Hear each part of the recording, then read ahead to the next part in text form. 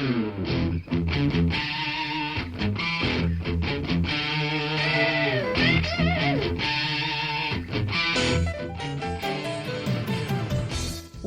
to Thriving Entrepreneur with your host, Steve Kidd, third-generation minister and 30-year business coach. Listen in as amazing, world-changing authors, speakers, and coaches share their struggles and victories. And hear from best-selling authors' insight into how you too can live your life as a thriving entrepreneur. This is Steve. Welcome to Thriving Entrepreneur. Thanks for being with us here today. I so appreciate you.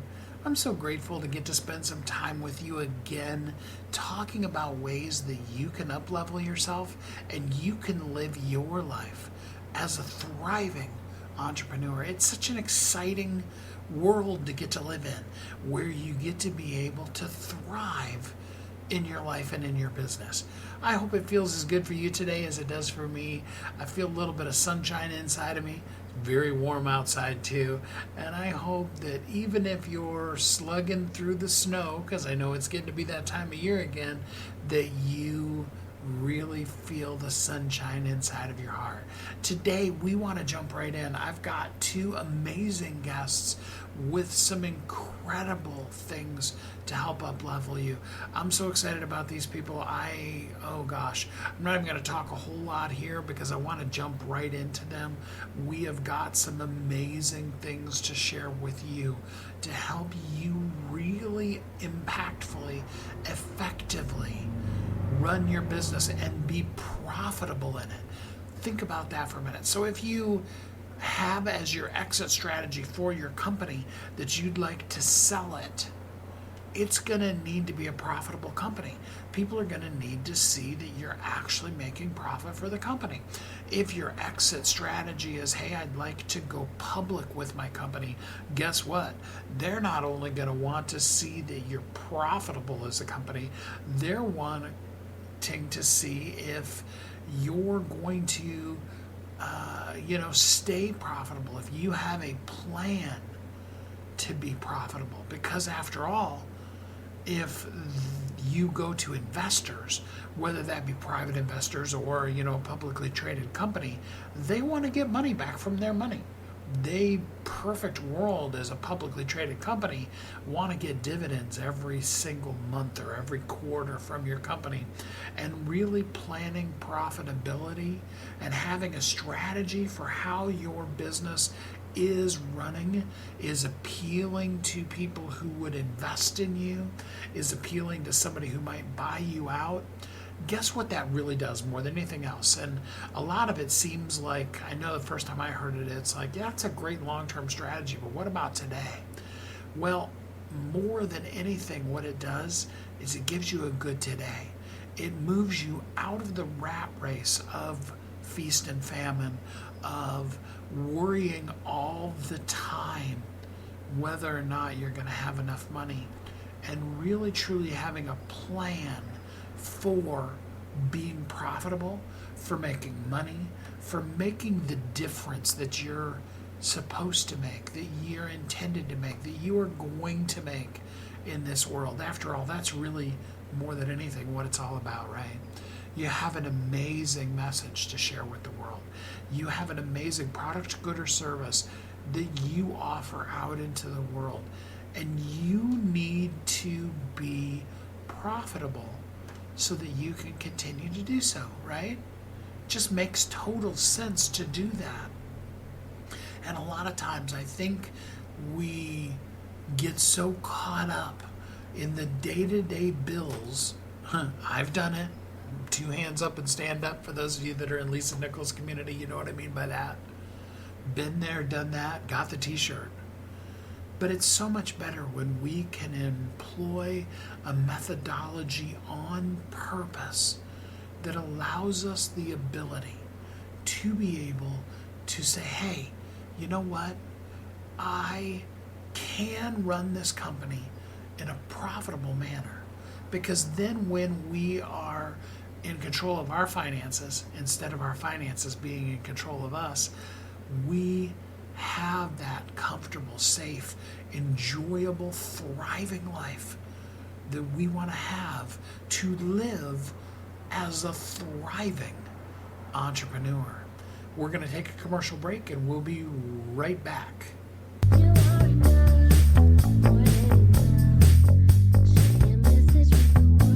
If you're an author who's on a mission, stand out with your brand out.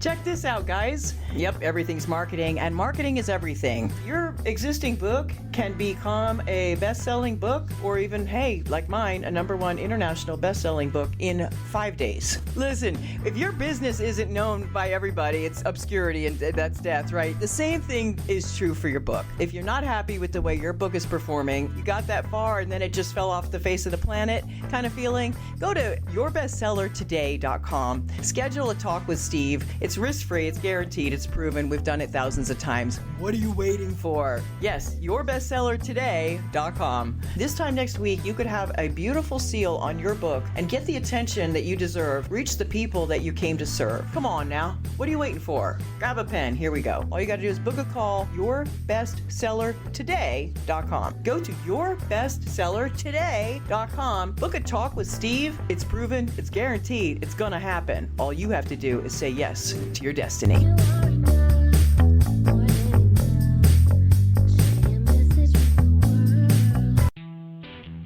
Welcome back to Thriving Entrepreneur. This is Steve. Welcome back. Let's jump right into our talk today about profitability and creating a business that is desirable for people who want to invest or even buy you out. When I introduce this next guest to you, you're going to be excited. He is a massively impressive best-selling author. I love his books. I feel like a kindred spirit with him, and there is so much. I'm encouraging you now, grab pen and paper, get ready. This whole entire episode is going to be filled with things that you're going to want to take notes on. I hope you're ready for it. Without further ado, let's jump right into our first guest. Join me in welcoming Mike Michalowicz. Hey, Mike, how are you doing today? I'm doing well, Steve. Thanks so much for having me. Okay, Mike, so for people that have been living in a cave and don't know who you are at all, give us just a little brief rundown of who you are. Sure. I don't know if they're living in a cave. I don't know if too many people know me, but I am an author of some small business books. My most popular is Profit First. That's what I'm most known for, but also Clockwork, The Pumpkin Plan. My most recent is called Fix This Next. And an entrepreneur my entire life who 12 years ago had a turning moment, and I realized I needed to figure out a lot about the entrepreneurial journey for myself and share what I discovered with others. And so for the last 12 years, I've been a full-time small business author. And just because he's not going to blow his own horn for you, I will tell you he's also a #1 new release with his new books, Fix This Next, on Amazon, and an international best-selling author. Thank you. Yeah.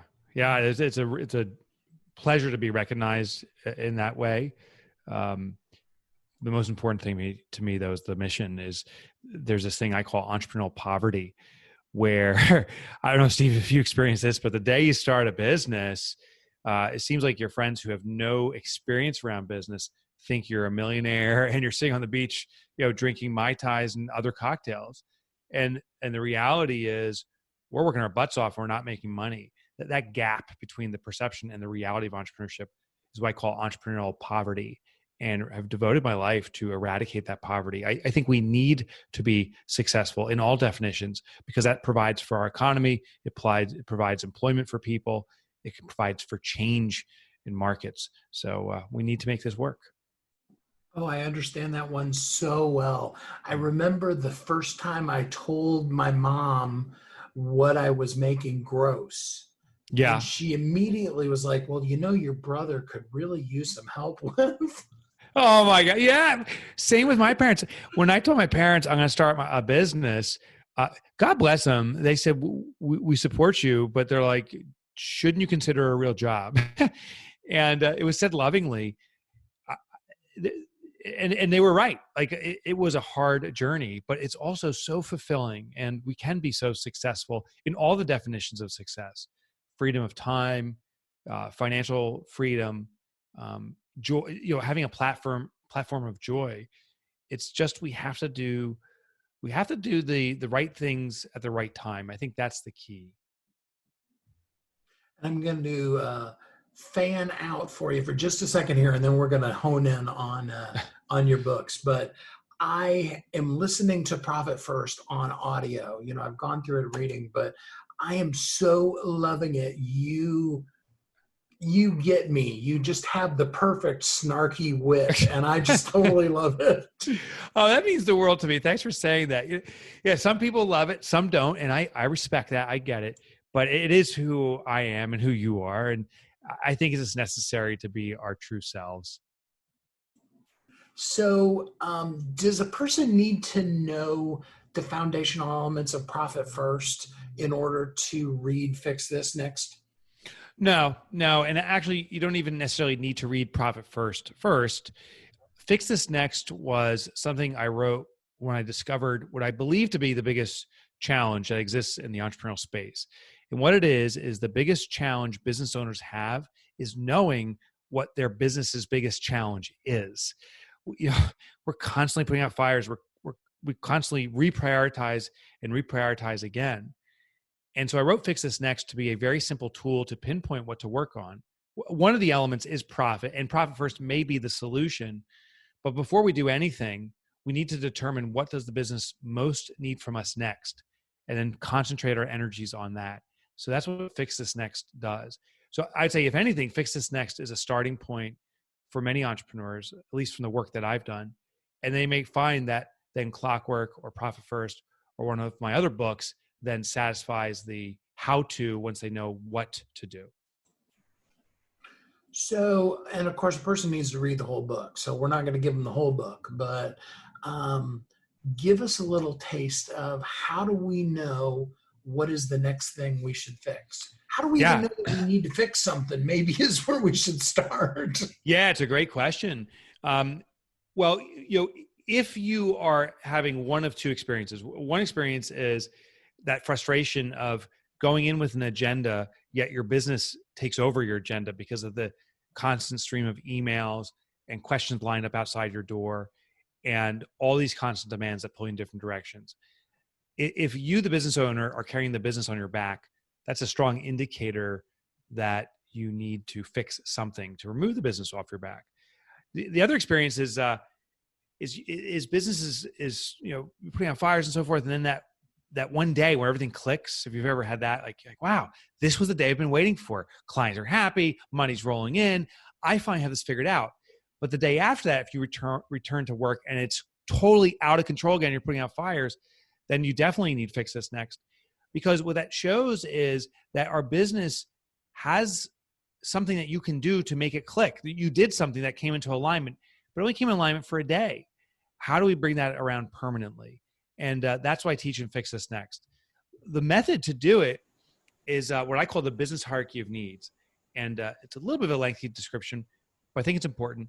It starts off with Maslow's hierarchy of needs. Maslow was studying human needs and basically said there's 5 levels of needs we have, starting at a foundational need and then elevating up. So foundationally, every human being in Maslow's hierarchy of needs has a need for physiological needs. So you and I both need to breathe air and drink water and eat food. Our survivability depends on that. And Maslow argued once that is adequately satisfied, then it's human in the human, genome to then go to the next level. And the next level is safety needs, shelter from the elements, protection from physical harm. And then once those are satisfied, then we move to higher level needs. Well, it keeps going up in Maslow. He's got 5 hierarchies or 5 levels in the hierarchy. And the highest level need is self-actualization, like living in one's life's purpose. Maslow argued if any time a base level need is compromised, we will revert to that base level need and satisfy it. So if we're talking right now and I'm eating a hamburger and it gets stuck in my throat, I can't breathe. This interview and our discussion may be very interesting, but I got to get this out of my throat. So I will biologically respond by choking and trying to get it out. In business, there's also 5 levels of needs. The one significant and critical difference, though, between Maslow's hierarchy and the business hierarchy of needs is we are neurologically wired into ourselves. You and I know when we're hungry. We know if we're suffocating and can't breathe, and we'll respond automatically, biologically. But we're not wired into our business, of course. So we don't have those senses. We don't have that choking feeling, whatever that happens to us. But we often say we do. We say, my gut, tells me where to go. And that's the mistake. We constantly trust our gut. And that's why we stay stuck putting out fire after fire, because our gut said, put out this next fire. So in Fix This Next, we have 5 levels of needs in the business hierarchy. The foundational need is sales. Every business needs sales. It's the same as breathing air. It's the creation of oxygen for a business. Once that's satisfied, we then have profit. Profit is the creation of stability for an organization. Basically, it's like taking the oxygen from our lungs and now circulating it in the bloodstream. It fuels or feeds the business. Oxygen breathing is great, but if you can't put it into your bloodstream, you will die. So we have to have that profit. Once profit is adequately satisfied, then we move to order. Order is the creation of efficiency throughout an organization, the muscle of the organization. Once that's satisfied, we move on to impact. Impact is the creation of transformation. It's where businesses are now beyond transactions, they're transforming people's lives. And then the highest level is legacy. Legacy is the creation of permanence. This is where business owners actually realize they were never really business owners as much as business stewards. They had a responsibility to bring this entity to life, but their involvement in it is secondary to the continuance of the business. And once you understand these 5 levels of needs, just like Maslow's hierarchy, we always start at the base and say, is it adequately satisfied? Do we have adequate sales to support profit? And the question here isn't, do we have, heaping amounts of sales? It's simply, do we have adequate sales to create profit? Some businesses get stuck here. They just try to create more and more sales, hoping profit will come about. But profit itself is its own level. So once we have adequate sales, we then ask ourselves, do we have adequate profit? If not, we have a profit problem. We have to change margins and work with elements around profitability. Once that's satisfied, then we can serve needs at the order level, which is organizational efficiency, no dependency on the owner. The last thing I just want to share about this business hierarchy of needs is this is not a ladder. It's not a sequence where you go from sales to profit. Once you have that satisfied, you'll forevermore be in order. Once that's done, you move on. No, this is something that we cycle through. It's like building a structure. You start with the foundation, sales, and it simply needs to be big enough to support the first floor, which is profit. Once that's in place, you can put the second floor. You don't start by putting a 5th floor in thin air, it'll collapse on the ground. And conversely, you don't make this massive foundation of sales and put a little tool shed of profit above it, because then profit will fall within sales. So it's like building a structure. You will cycle around. Wherever there's a crack in the foundation, we revert to the foundation and resolve it. Whenever we want to build a bigger structure, we make sure that every level below the level we're building is adequate to support the level we're at. That makes a lot of sense. It would be nice if we could build the building and just have it be a permanent structure and never have to revisit it. Right? Well, if you're a homeowner, you get that this isn't true. It's, there's constant maintenance. There's always something that needs to be maintained. And if we leave it alone, it goes into disrepair. And sadly, that's what most business owners do. I guess the illustration is they run down to the basement of sales and they stay in the basement day in, day out, trying to make the basement bigger, and the building above it is decaying. So we have to build it in sequence. But the other mistake, and I already said this, but it's so common, is business owners don't get past the sales stage. They just keep building a bigger and bigger foundation, but they don't even have a roof over their head. And they're wondering why the business can't struggle, even though they're making more and more money. It's because they're not taking any money, which is the element of profit. So this all works relationally. Yeah, I think a lot of our businesses have roofless houses. Yeah. Isn't that, it's sad. It's true. I'll tell you, and what we're experiencing now with this unique situation, though, with the pandemic, it's very clear how many businesses didn't have a roof over their head. It was Warren Buffett who said something, and I'm paraphrasing it, but basically, when the tide goes out, you see who's been swimming naked. And as this recession rolls through, I think we're at the start of a significant recession. I think it's pretty undeniable. But as we go through this period of time, you see all the businesses that weren't prepared. They didn't have the roof of profit. They definitely didn't have efficiency. The owner was working harder and harder to grow the business as opposed to working smarter to grow the business. Well, I'm looking forward to reading this one. As I said, I'm going through Private First right now. It's actually an assignment in our ISI group. So, oh, cool. A good assignment, but still. Yeah, it's homework nonetheless, but that's pretty cool. But I'm looking forward to going through this one too. But I have to tell you, every single thing that you've said so far, I'm about halfway through the book. about everything that you've said so far in Profit First is somewhere between a dagger through my heart Mm. and a, wow, that makes so much sense. Why didn't I do it? Mm. Which I suppose is a second dagger through my heart. Yeah. I'm sorry. And yeah, it can be a brutal reality. It was for me. I think on ground zero on Profit First, I created that system. I think I want to say about 12 years ago, maybe 11 years ago now.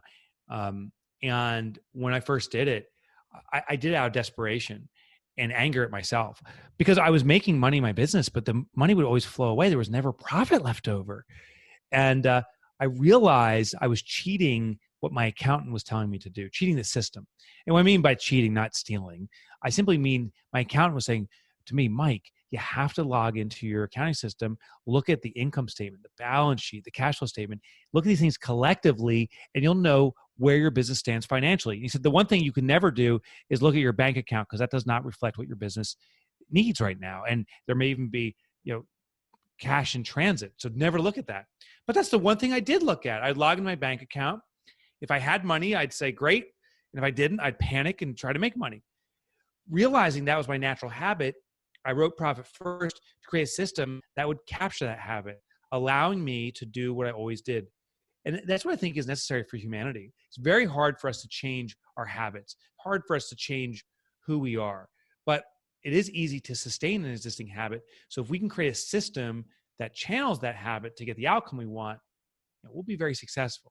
And that's what I did with Profit First. I set up a system that works within the bank accounts we use. So we pre-allocate money to its intended use before we spend that money. And inevitably, because we're taking our profit first, we start forcing profitability and sustain profitability. It is really fun, even when it's 1% of the very low bank balance. It is really fun to be able to look over at that account every once in a while. I know we're supposed to ignore it, but I like to peek at it.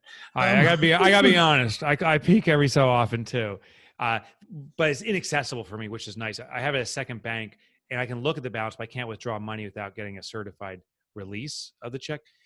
So it's protected for me, but it is fun to look at it. I'll tell you another weird thing. If you do the Profit First system in full, I love paying taxes, which I can't believe I'm saying that. But the business now reserves my taxes on my behalf. So when tax time is due, I don't have to scramble to get money. I don't pull it out of my own account. The business pays it for me.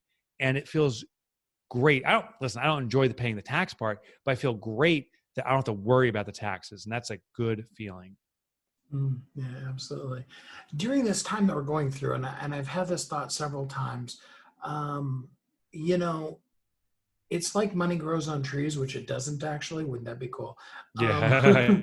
But that's the way that things are being approached. I won't go political here.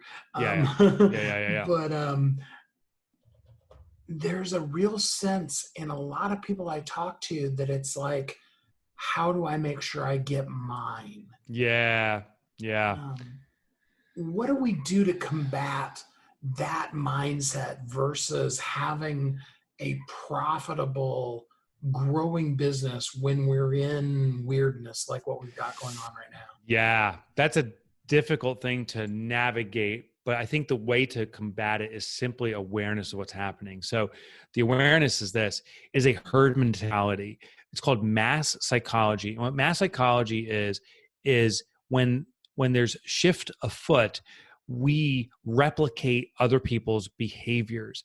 A real simple example of this would be a standing ovation.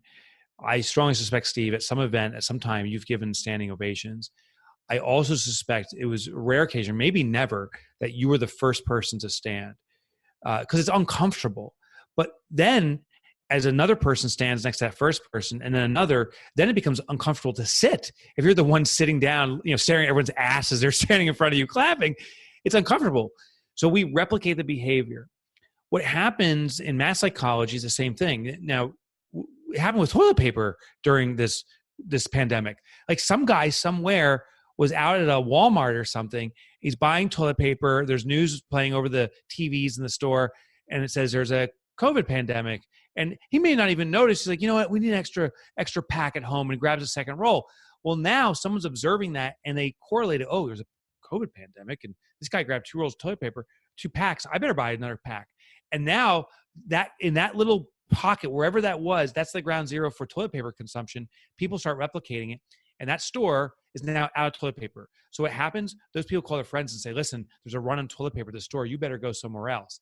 They start grabbing toilet paper. The news picks it up. And now we're all like, holy crap, I need toilet paper. And all the stores go empty on it. That's the mass psychology effect. And we see it with loans. We see it with money. The free money thing is many people, unfortunately, are going for the money because everyone else is. They're not considering, why do you need a loan in the first place? What's jeopardized about your business that you need to fix? A loan is a Band-Aid potentially over a gaping wound here. It's going to do nothing for you. And, everyone's susceptible to this. The freaking LA Lakers, the most profitable NBA team in history, got a PPP loan. Shake Shack ran out and got their loan. And the government had to ask it saying, hey, could you please give it back? That's how this mass psychology works. So if you're just aware that is human tendency to replicate others and run for stuff, then at least you have an awareness. Then you also have the opportunity to consider, why am I doing this? As opposed to just replicating other people's behavior, what's the benefit or the detriment to myself, and go in much smarter. So I'm not placing a judgment on getting a loan if it's good or not. I'm simply saying, if you need it, ask yourself why, so you manage it prudently. And maybe you'll surprise yourself and you don't need it at all. And maybe you'll look at your account and be like, hey, you know what? I did it right and I don't have to. Yeah, exactly. That's exactly right. All right. That's cool. So it does bring us to the tough question now. And that's, you do a great job in your book, I think at least, of really simply saying, just do these really simple, basic things. They really always should have been, but nobody wrote the book about it, so I did. And that's kind of your approach to how you write things. So why is it, after giving us that simple of instructions, we still don't do it? Yeah, well, we get very comfortable in our routines. A business partner in one of my businesses has a great saying. He says, sometimes grooves become ruts. So we follow a pattern that may not be serving us, but there's a lot of comfort in it. And sometimes it's more comfortable to continue doing what's not working than the discomfort of having to make change. With Profit First, the system is literally, I believe, so simple as going to a bank, setting up a few accounts. Maybe it takes a half hour of your time. Actually, in this new virtual economy, you can do it all remotely over the internet. It maybe takes 5 minutes of your time. And then start allocating a percentage of your money to a profit account. It's literally that simple, and that's how you do it. And some people don't do it because I've done it a different way all the time. The second thing is there's a disbelief in simplicity. And I think we don't believe in simplicity for a few reasons. One is, how can something so simple work? It makes no sense. I'm going to say with my way of doing it. Secondly, if it does work, and I think this is the real hidden truth, if it does work, I have to admit what I was doing didn't work. And that's tough for me to absorb, to admit my wrong moves, the things I was doing incorrectly. So sometimes it's better just to avoid something that will solve a problem, because the pain of acknowledging I was doing it wrong for months or years or decades is too much to face. So we continue to do it the way we're doing it. There's a lot of psychology that plays on, but if we can be brutally honest with ourselves and just take the pause, not punish ourselves for doing something wrong in the past or something that didn't serve us, a willingness to try something new, it can be successful. And I encourage people to start slow. In every book, I give them the one little thing you can do to get moving. Just like exercising, I for probably the last 5 or 6 years, I've been very committed to exercising all the time, but I wasn't before. And what I discovered worked for me. I used to say I'm going to go to the gym and work out, and then I would do it once and I'd be in such pain. I'm like, oh, I'm not going to do this again. Well, I looked at my habits, and I noticed when I wake up in the morning, the first thing I do is go to the bathroom. And then I was like considering, should I work out or drink coffee? Well, drinking coffee sounds way better. I'll do that. Well, the one change I made was I started putting my gym shoes, my sneakers, on top of my toilet seat in the bathroom. So when I get out of bed and walk to the bathroom, the only way to use the bathroom is by grabbing my gym shoes. Now I got them in my hand, and now it's like, okay, they're in my hand. Let me just put them on my feet. They're on my feet. Let me just walk over to the gym and get this done with. And it started this positive momentum by taking a very, very small step that I couldn't deny. That, I think, is the key for change. Oh, that's good. So for those people that have been procrastinating, or that this is new information to them, Yeah. what is step one? What's the thing that they could do right now to begin to fix this next?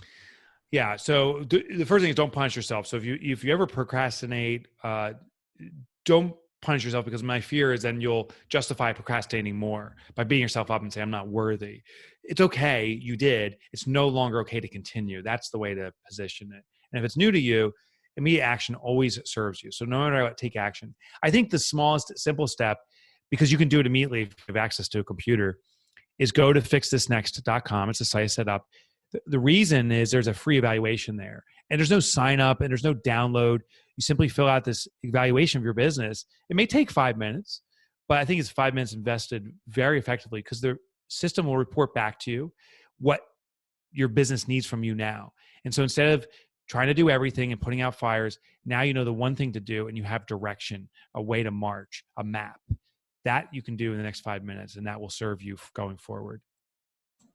Perfect. And of course, the book is called Fix This Next by Mike Michalowicz. Do you have, so fixthisnext.com they can go to and get the book too, so they don't have to try to figure out how to spell Michalowicz? Yeah, exactly. I do have a shortcut for that though. So yeah, Fix This Next has all the resources for the book and the evaluation. If you want to get more on me, the author guy, Mike Michalowicz would be the website, but that's a doozy for everybody, Steve. So I set up a shortcut. It's my nickname in high school, which was Mike Motorbike. The irony is I've never driven a motorcycle. I don't plan to, but you can go to mikemotorbike.com. All my books are there. There's resources. You can actually get all the chapter downloads for free from those books. I used to write for the Wall Street Journal. You can get that stuff too. That's all available for free at mikemotorbike.com. Perfect. So we got about 2 minutes left here. What wise, funny, whatever kind of thing would you like to say to the listeners before we conclude? Okay. Well, I'll tell you, it was wisdom that was departed to me. And it was kind of funny too. It was my first ever business coach. I worked with him for about 15 years before he retired. His name was Frank Miniatolo. And I remember asking him one day, I was trying to create a new offering for my community, my customers. And I said, Frank, what should I do? What should I sell? And he looked at me, he says, I'll tell you, but don't listen to a word I'm about to say. And then he went on to tell me. And then I said, well, why would you say not to listen? He goes, because I am rendering my expert opinion, but I'm not a customer. And he goes, that's the problem. The people who speak the truth about the value of your offerings are the customers. Don't trust the words of the experts or even the words of the customer. Trust their wallets. And that's what he taught me, is that it's the action of the customer that we need to judge and value. If I have something that I want to sell to customers and they say, wow, that's a wonderful idea, that doesn't mean anything. When I have something I want to sell to customers and they say, it's a wonderful idea, here's the money for it, that means everything. So trust wallets, not words, and your business will be better for it. And it's always nice to get money. It's always nice to get money. Yeah, it doesn't hurt. The book is called Fix This Next by Mike Michalowicz. Fixthisnext.com or mikemotorbike.com. You can go deeper, and you really should. If you haven't read any of Mike's books, like he said, they're a lot of fun as well as great information. Mike, thanks so much for spending some of your time. I know you're busy, but I really appreciate the time you spent with us today. This has been a joy, Steve. Thank you so much for having me. Oh man, how much fun was that? I just enjoy Mike so much. You really, you need to get his books in writing, but you also need to get him in audiobook form. It's so much fun to listen to Mike. He has just the perfect snarky wit. And I mean, usually just from a production standpoint, I would take an interview that's that long and I would break it into 2 segments, but it was just too good. I just had to share it all with you. I didn't want to stop. I couldn't find a place to break it up. So I appreciate you bearing with it. I know it's a little longer than the industry tells us we should have a segment be, but I wanted you to hear and share all of the juicy stuff that Mike had to share today. I hope that you enjoyed it and that it has helped you up level in your journey to being a thriving entrepreneur. We've got another great guest coming up here right after this commercial break. So don't go away, because we will be right back on Thriving Entrepreneur.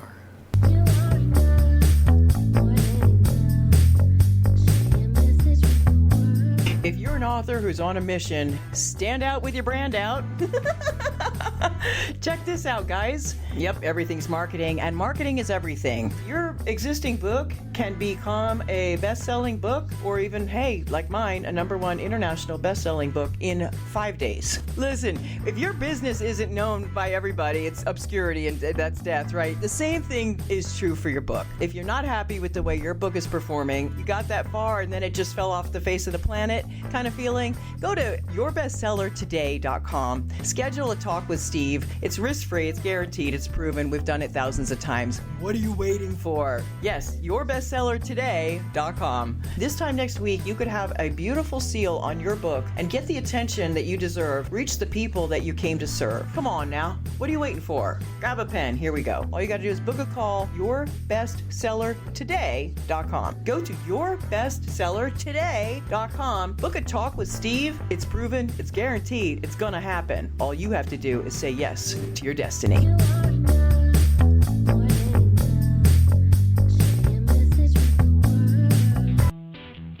Welcome back to Thriving Entrepreneur. This is Steve. Welcome back. In our last segment, we were talking with Mike Michalowicz, and he was talking about putting our profit first, about learning what to do next in our business. How powerful is that, to be able to look at the entirety of all the things you have to do in your business and say to yourself, I'm going to do this next. That's amazing. That is so powerful. I hope you enjoyed it as much as I did. Mike is such a cool guy. I really enjoyed getting a chance to get to know him. I've enjoyed his books. I hope you did too. But now I want to shift gears a little bit. I want to talk to you about what can happen if you have a profitable company.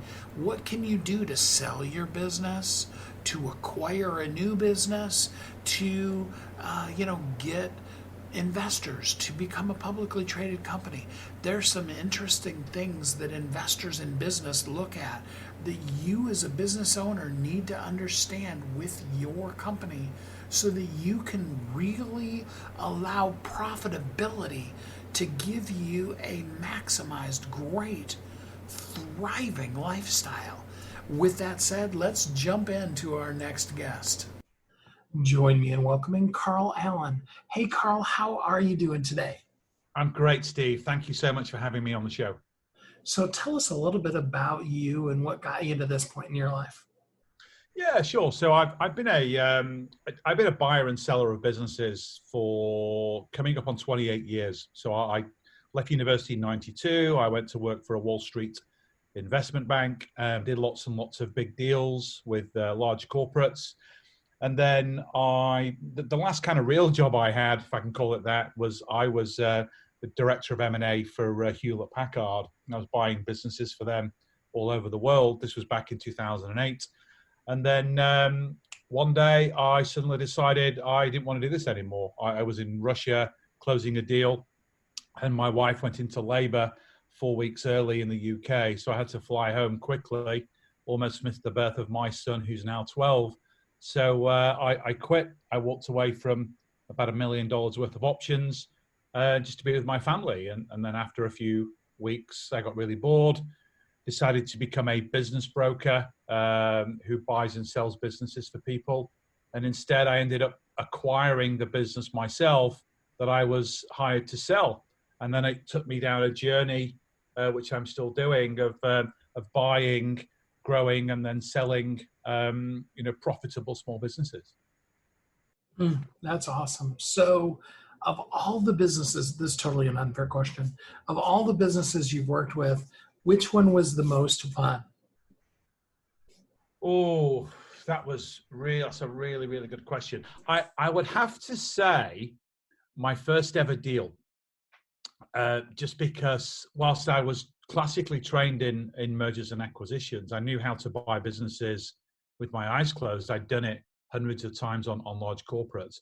When I bought my first personal business, what I loved about it more than anything was I was able to buy that business using none of my own money. I was able to finance that deal using some external financing, and then also paying the seller for the business over time. So it's kind of the first time I'd ever personally done a leveraged buyout, for myself, for my own business. And then it gave me the opportunity to work, with my own business for the first time. And rather than start a business, which I know a lot of people do, and a lot of those businesses sadly don't make it, I was able to buy a business that had cash flow, it had employees, it had customers, it had premises, it had equipment, it had everything that you need in business that you don't have when you start. So it was phenomenal. I just had this great box of things that I could play with, and I owned that business for about 3 years, and then I sold it. So that was a lot of fun. So I know now that all of my listeners are thinking to themselves, what could I do to get you to just buy my business, Carl? Yeah, so it's interesting, and they wouldn't be alone. We really are in an unprecedented scenario right now, and I'm not just talking about the current pandemic we're in. What we've seen over the last, I'd say, 3 to 4 years is lots and lots and lots of people deciding to sell their business. And I think that there's 2 major drivers of that. One is, especially in the States, it's like the baby boomer factor. You have 10,000 baby boomers retiring every day. And according to Forbes, 19% of them own small businesses. So there's over 2.4 million businesses for sale right now in the United States. And unfortunately, only about 1 in 11 to 1 in 12 of those businesses actually end up selling, because there's just a big lack of buyers that really understand the process of buying a business and also have access to capital so they can buy it primarily without using their own money. Because a lot of people believe that, and it's a negative belief, that if you want to buy a business that's worth $1 million, you need to personally write $1 million check. You don't. You can use other people's money to acquire that business, and a lot of people don't know that, and a lot of people don't understand the process of buying a business. People think it's just like buying a piece of real estate, which it kind of is. Mechanically, it is. But when you're buying and selling small businesses, it's 90% really about psychology. It's about building relationships between buyer and seller. It's really understanding the process. And I think a lot of people really don't grasp that. And that's why I have a mission to kind of coach and mentor entrepreneurs that really want to learn this way of life. And I'm not just talking about people that want to go into business for the first time and want to buy their first business. It's also about working with business owners that, instead of continuing to hustle and grind to grow their revenues and grow their profits, they can do that much faster by actually acquiring a complementary business and combining it with the one that they already have. So how long does it take for a person to be able to figure out how to come up with the money other than just spending their own money to acquire that business or that second business like you were just talking about? Yeah, so that's a really good question. Typically, there's 3 types of financing that you can use to buy a business. So the first method of financing, which might surprise you, is using the seller's own money. So seller financing, or lease to buy, as it's often called. And in a lot of cases, if you find a business and an owner that's highly motivated to sell, still needs the cash flow that the business is generating for them every month, but has some real burning desire to go and do something else. They could be sick, they could be bored, they could be frustrated, it doesn't matter. Then you can, step 1 is just offer to buy that business, but pay for it over time. So if you find a business that's generating, say, $200,000 a year in cash flow, and that business on average is worth around 2.5 times a multiple. That's how businesses are valued. So that business is worth $500,000. So my opening offer would be, I'll pay you $100,000 a year for 5 years. That means you can buy the business. You don't need any more money from a bank or the SBA or from an equity investor. And you're essentially just sharing the profits that the business can generate over time. And a lot of people will say, well, why would a seller do that? If a seller is highly motivated to leave, just doesn't want to go into the business anymore, but wants somebody to take it on and safeguard the legacy that they've built, protect the employees that they have. They don't just want to shut the business down and turn off the lights. If they want somebody to kind of hand it on to, they'll happily take that deal. And then you might have situations where the seller might say, well, I'll tell you what, Carl, give me half of the money at closing and you can pay me the other half over time. Then if the business is profitable and it's got assets on the balance sheet, then you're able to pledge those to financiers like the SBA, like equity investors, like traditional banks, and they will loan the business money for that closing payment that, again, you can pay back over time, in addition to making true to the seller the rest of the money that you owe them. And that concept, Steve, is called a leveraged buyout, an LBO. And it's something that I learned and mastered in all of my years on Wall Street and doing deals. What I've done is created a system to apply that to a small business between $1 and $10 million a year in annual revenues. Well, you've convinced me. I'm going to sell you my business right now. Great. I do wonder, though, because when you start talking about a business that has $200,000 a year of cash flow, do you find that in most of those cases, though, they're, as far as bottom line profitability, they're really, at or near break even? Is that pretty normal in that range? And maybe you don't even mess with those since you're talking $1 million to $5 million. Yeah. So basically, my minimum requirements for buying a business is I want to see $1 million on the top line and at least $200,000 on the bottom line. So I'm looking for businesses with a 20% margin.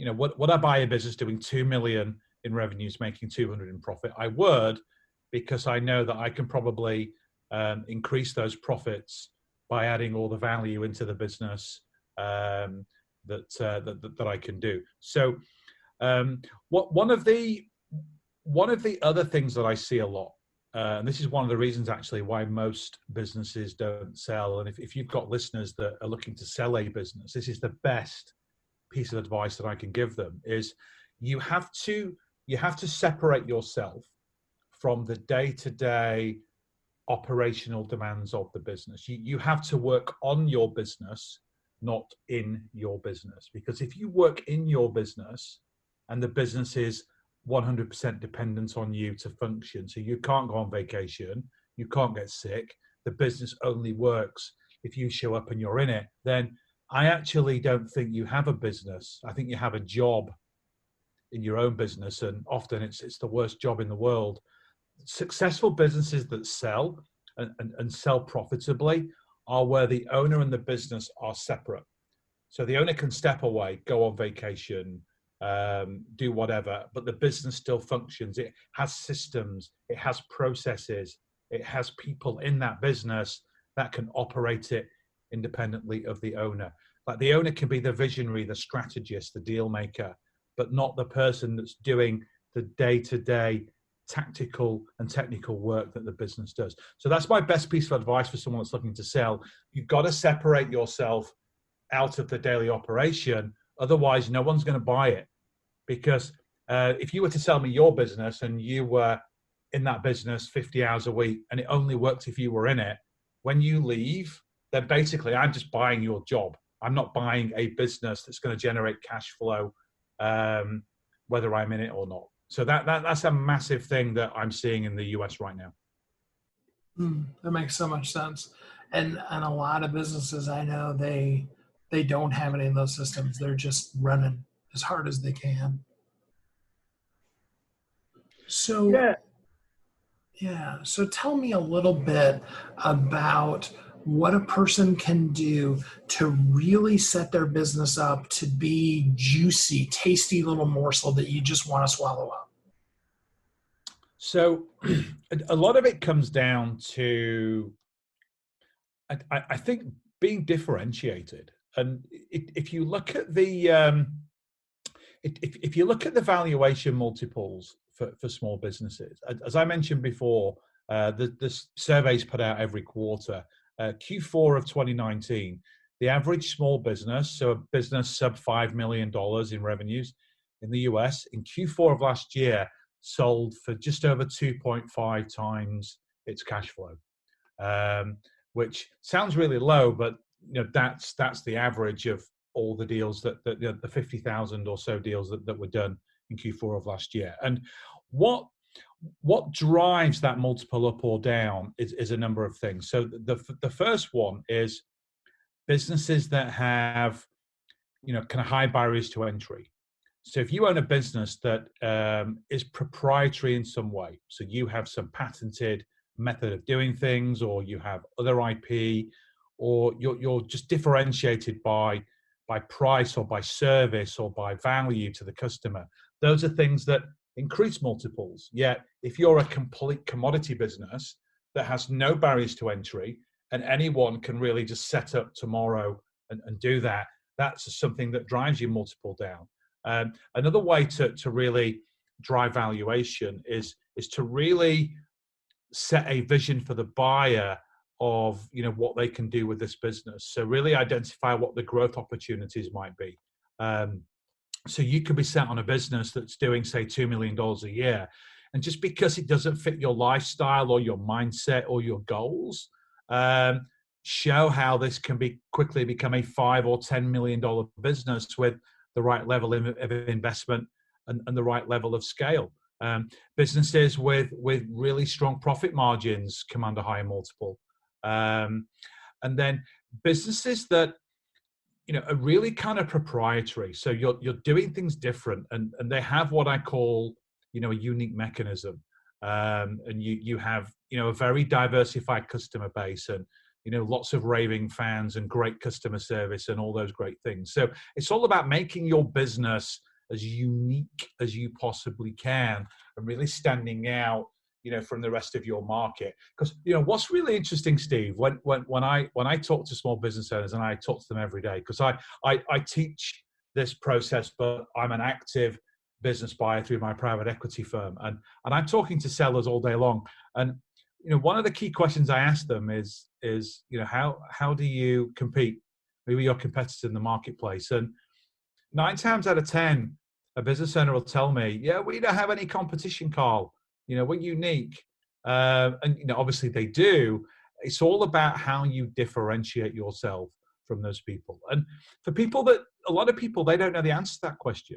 They don't know why they're differentiated and why they're unique. And all you need to do is call your best 10 customers and ask them, why do they buy you and not the competition? What do they value in you? What do you do that is just amazing? And they're coming back time and time again to do business with you. And then once you understand what that is, that's what we call your USP, your unique selling proposition. And then your goal as a business owner is do that for every single customer, every single business that you interact with. And that's a real surefire way to really scale and optimize a business. And then people will notice you in the marketplace. Trade buyers or other companies will notice that you're in the marketplace. You're becoming a nuisance. You're taking their customers, and you're getting in their way. And if they're a larger competitor, if they're a larger business and they've got deep pockets, it's cheaper and quicker and easier for them just to come and buy you out than to go kind of toe to toe with you in the marketplace. Perfect. So for the people who would like to dive deeper into this with you, how can they get in contact with you? So I've actually created a free gift for your audience, Steve. I've put together a blueprint report on how to buy and sell businesses. It's if they go to trainwithcarl.com Thriving. It's a completely complimentary report. They can download that. Probably take them a couple of hours to read it. There's a lot of detail in there, but it really goes into the art and the science and the psychology of how buying and selling small businesses work, especially in the United States. Really, and there's ways on there to contact me as well and get in touch. There'll be links to our YouTube channel. I go live every Friday for an hour answering Q&A with people that want to do deals, have businesses to sell, have businesses they want to buy. So I'm just out there really looking to serve the community. So it's trainwithcarl.com/thriving. Perfect. Well, Carl, I really appreciate you spending some time with us on the show today. You're welcome. Thank you so much for having me. It's been great.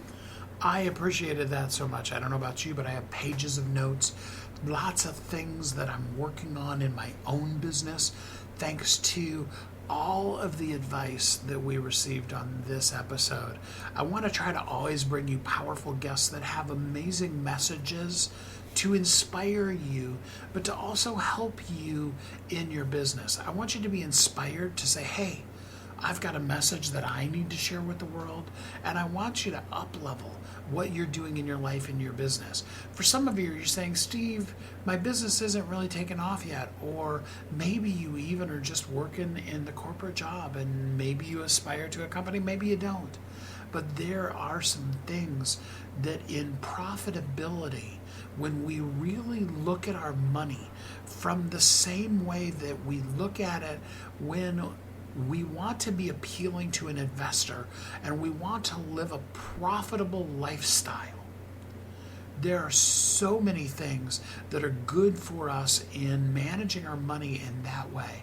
And that's really why I wanted to put these two guests together, is because whether working a 9-to-5 job or you're running a company, that profitability mindset, that profitability lifestyle really helps you be able to live the life that I know you want to live. Because after all, I know you want to live as a thriving entrepreneur wherever you are on your journey. I hope that you are thriving today, that you are feeling peace, warmth, safety, and love in your life, that you know deep within your heart and soul that you are uniquely brilliant, that you were created for a purpose, and that absolutely, totally, the world needs you. You're so amazing. You're so incredible. I don't have enough words to express how massively important you are to this world. And I'm so grateful to be able to bring guests to you and help you up level as you move in your day-to-day life and live as a thriving entrepreneur. I hope that until we're together and next time, that you feel happiness and joy bubbling up inside of you, that you will take heart to all the things we've talked about today, and that you will have an amazingly abundant, great week. Thanks for listening to Thriving Entrepreneur today.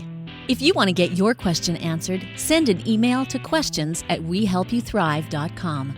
We look forward to you joining us again next time.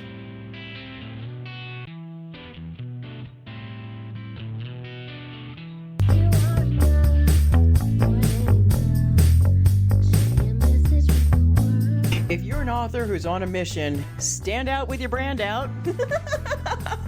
Check this out, guys. Yep, everything's marketing, and marketing is everything. Your existing book can become a best-selling book, or even, hey, like mine, a #1 international best-selling book in 5 days. Listen, if your business isn't known by everybody, it's obscurity, and that's death, right? The same thing is true for your book. If you're not happy with the way your book is performing, you got that far and then it just fell off the face of the planet kind of feeling, go to yourbestsellertoday.com, schedule a talk with Steve, Steve. It's risk-free, it's guaranteed, it's proven. We've done it thousands of times. What are you waiting for? Yes, yourbestsellertoday.com. This time next week, you could have a beautiful seal on your book and get the attention that you deserve. Reach the people that you came to serve. Come on now. What are you waiting for? Grab a pen. Here we go. All you got to do is book a call. yourbestsellertoday.com. Go to yourbestsellertoday.com. Book a talk with Steve. It's proven. It's guaranteed. It's going to happen. All you have to do is say yes to your destiny.